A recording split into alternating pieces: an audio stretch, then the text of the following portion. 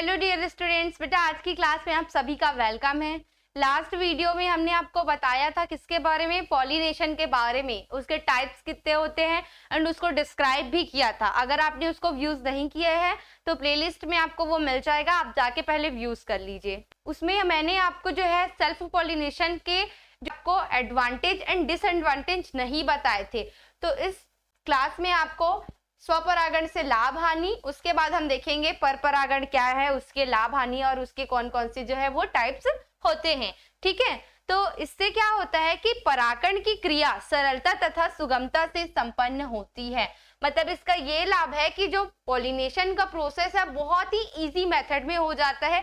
इसके लिए आपको ना ज्यादा परागण की आवश्यकता है, ना कोई बाह्य कारक की आवश्यकता है। ठीक है, सेकंड क्या बोल रहा है कि इस प्रक्रिया में पराग कणों की अधिक मात्रा में आवश्यकता नहीं होती। अभी मैंने फर्स्ट टॉपिक में ही आपको बताया, फर्स्ट पॉइंट में, कि इसमें ज्यादा पराग कणों की आवश्यकता नहीं होती, मतलब पराग कण जो है अनावश्यक व्यर्थ नहीं होते। थर्ड पॉइंट क्या बोल रहे हैं, इस प्रोसेस में जो है पराग कण से उत्पन्न होने वाले पौधे शुद्ध मातृ पौधे के नस्ल वाले होते हैं। ये आपका एमसीक्यू क्वेश्चन बन सकता है कि स्वपरागण से जो है होने वाले उत्पन्न पौधे शुद्ध मातृ पौधे के नस्ल द्वारा एज इट इज होते हैं, नहीं होते हैं, या उसके आपको ऑप्शंस दे सकते हैं। ठीक है, आगे चलिए। थर्ड पॉइंट के बाद फोर्थ पॉइंट क्या बोल रहा है ये देख लेते हैं कि पुष्पों की जो सुगंध है, सुगंध और मकरंद, ठीक है, जो पुष्पों को आकर्षित करने हेतु रंगीन होने के लिए अनावश्यक रूप से ऊर्जा का अपव्यय नहीं करना पड़ता है। मतलब कि सेल्फ पॉलिनेशन के जो प्लांट है उनमें अगर मकरंद प्रेजेंट नहीं है और पुष्प ज्यादा सुगंधित नहीं है तो भी उसमें जो है वो पॉलिनेशन हो जाएगा।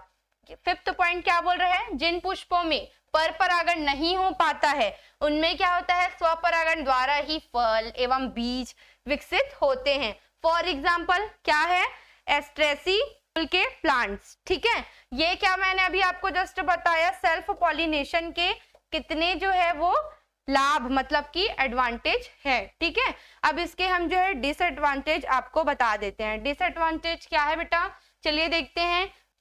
स्वपरागित पुष्पों से विकसित फलों में बीज संख्या में कम, हल्के तथा छोटे होते हैं। अब देखिए, कोई भी चीज का अगर आप एडवांटेज और डिसएडवांटेज देखेंगे, पहले आप समझिए स्वपरागण क्या होता है आपने जान लिया, अब इसके बारे में आपने लाभ जान लिया, अब हानि आप उसके विपरीत जो है वो इसको पढ़ के समझ सकते हैं। इसमें क्या होता है, इसके विकसित फलों में क्या होता है, बीजों की संख्या में कमी होती है, हल्के तथा छोटे बनते हैं। ठीक है, उत्पन्न पौधे अपेक्षाकृत क्या होते हैं, दुर्बल होते हैं तथा अस्वस्थ होने की संभावना इसमें अधिक रहती है। थर्ड पॉइंट क्या बोल रहा है कि पुष्पों के बीज से एक ही किस्म के पौधे बनते हैं। ये आपका जो है एमसीक्यू में पूछ सकता है, पुष्पों के बीज में से क्या होता है, एक ही किस्म के पौधे जो है वो उत्पन्न होते हैं। चलिए आगे देख लेते हैं डिसएडवांटेज और क्या है। फोर्थ पॉइंट बोल रहे हैं स्वपरागण के फलस्वरूप, ठीक है, इसके परिणाम स्वरूप क्या होगा, उत्पन्न होने वाली जो पौधों में अच्छे व स्वस्थ गुणों का विकास नहीं हो पाता। अच्छे और स्वस्थ गुणों का विकास कहाँ से होगा, जब वो सेल्फ पॉलिनेशन कर रहे हैं, पौधे दुर्बल हो रहे हैं, छोटे हो रहे हैं और जो है बीज कम संख्या में बन रहे हैं। तो ठीक है, इसके बाद क्या बोल रहा है फिफ्थ पॉइंट कि इस परागकण से पौधों के नए किस्म के विकास की संभावना नहीं होती, क्योंकि वो अपने ही उसी पौधे के दूसरे पुष्प को या उसी पुष्प को परागित कर रहे हैं, तो उसमें नए विकसित पौधे कहाँ से आएंगे। नए पौधे कब आएंगे, जब वो परपरागण करेगा, क्रॉस पॉलिनेशन करेगा। ठीक है, तो ये आपने एडवांटेज एंड डिसएडवांटेज जो है किसका देखा हमने अभी, सेल्फ पॉलिनेशन का। अब चलिए हम देखते हैं परपरागण। जी हाँ, परपरागण अपने में एक अलग से ही टॉपिक है, आपको एग्जाम में पूछ सकता है कि क्रॉस पॉलिनेशन क्या है, इसमें जो है टाइप्स वगैरह को आप डिस्क्राइब कीजिए और स्ट्रक्चर के थ्रू मैं इसको आपको बताऊंगी। उस स्ट्रक्चर में मैंने आपको सिर्फ सेल्फ पॉलिनेशन के बारे में बताया था ना। अब यहाँ पे आप देखिए जो है क्रॉस पॉलिनेशन, ये जो सेकंड दिख रहा है आपको, ये क्रॉस पॉलिनेशन है, मतलब टू डिफरेंट प्लांट्स के बीच के फ्लावरिंग में पॉलिनेशन की प्रोसेस हो रही है। ठीक है, इसके डेफिनेशंस क्या बोल रहे हैं, जब एक पौधों पर उपस्थित पुष्प के परागकण दूसरे पौधों पर उपस्थित पुष्प के वर्तिका पर पहुंचकर अंकुरण की सुविधाएं जब प्राप्त कर लेते हैं ना, तो उसको क्या बोलते हैं, क्रॉस पॉलिनेशन कहते हैं। ठीक है, उसके बाद देखते हैं इसमें क्या होता है कि पुष्प इस क्रिया के लिए एक लिंगी या उभयलिंगी प्रकृति के हो सकते हैं, किंतु वो क्या होने चाहिए, दो अलग अलग फ्लावर्स मतलब प्लांट्स होने चाहिए। ठीक है, दो डिफरेंट प्लांट्स होंगे, भले वो एक लिंगाश्रयी या उभयलिंगी हो सकते हैं। और देखिए क्या बोल रहे हैं, पर परागण में पराग कणों को पुष्प के वर्तिकाग्र तक पहुंचने के लिए किसी न किसी साधन या कारक की आवश्यकता होती है।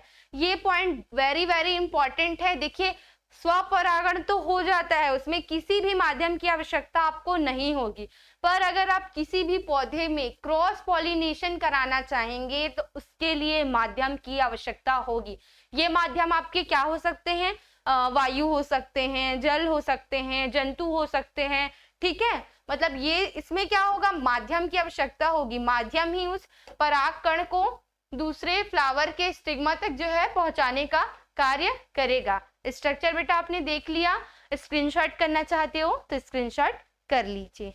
ठीक है, चलिए आगे हम देखते हैं कि एडवांटेज ऑफ क्रॉस पॉलिनेशन, मतलब कि पर परागण से हमें क्या लाभ है।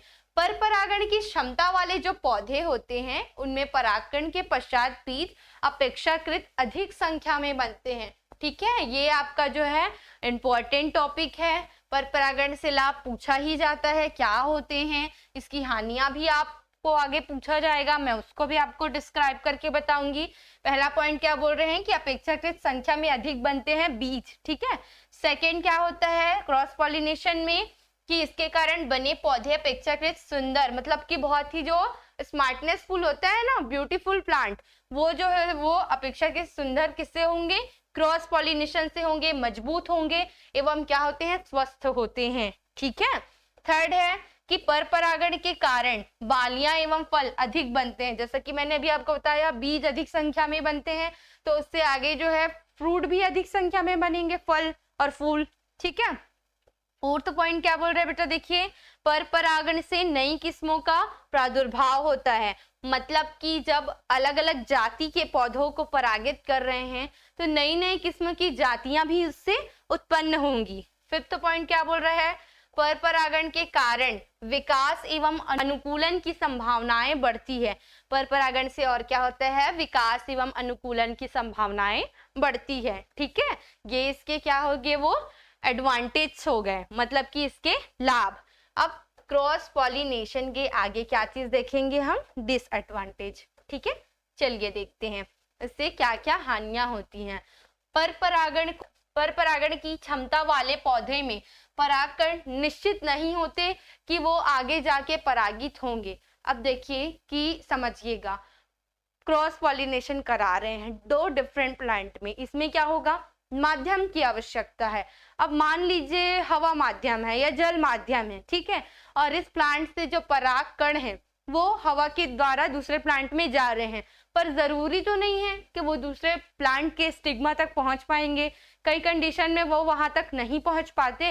अब परागकण ही नहीं पहुंच पाएंगे तो वो परागित कैसे होंगे, आगे बीज फल इत्यादि का निर्माण कैसे होगा। तो ये इसका सबसे बड़ा डिसएडवांटेज है कि ये निश्चित नहीं होता कि जो है वो आगे परागित होगा, क्योंकि उसके लिए जो है वो माध्यम की आवश्यकता होती है। ठीक है, सेकेंड पॉइंट देखिए यहाँ पे आपको क्या बोल रहा है कि अधिक संख्या में परागकणों की आवश्यकता होती है। सेल्फ पॉलिनेशन में तो अधिक संख्या में परागकण की आवश्यकता नहीं हुई, वहीं से वहीं जो है पॉलिनेशन प्रोसेस हो गया।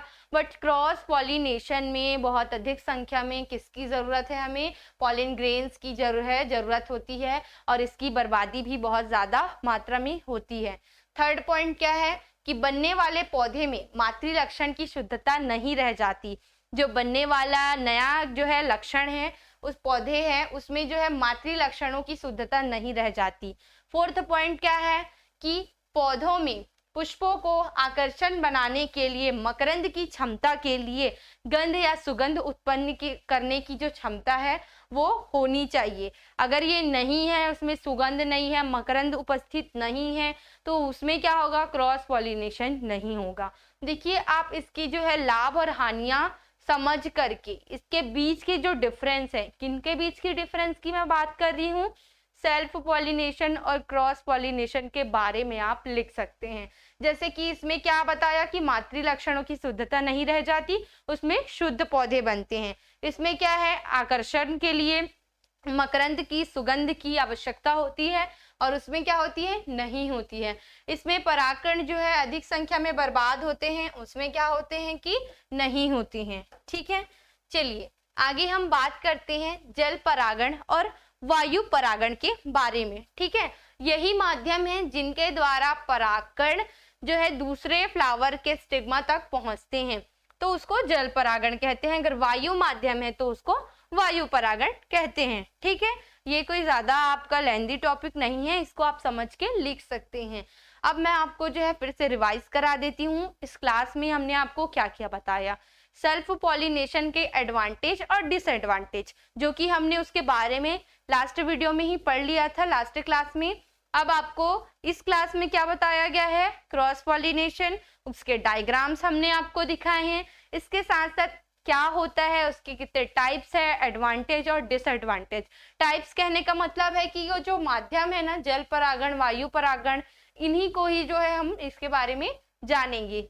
तो क्या होता है, जल परागण की सक्रियता के फलस्वरूप परागकण अगर एक स्थान से दूसरे स्थान तक स्थानांतरित होकर परागित होते हैं तो वह माध्यम क्या है, जल है, और यहाँ माध्यम क्या है, वायु है। ठीक है, ऐसे ही आगे स्टडी से रिलेटेड जो है क्लासेस के लिए आप हमारे चैनल द स्टडी पॉइंट को सब्सक्राइब कर लीजिए। एंड हाँ, बहुत सारे एमसीक्यूज इस टॉपिक से रिलेटेड आगे हम आपको बताएंगे। ठीक है, चलिए आज की क्लास में इतना ही। नेक्स्ट क्लास के लिए आपको फिर से हम मिलते हैं, तब तक के लिए आप चैनल को सब्सक्राइब कर लीजिए। Thank you.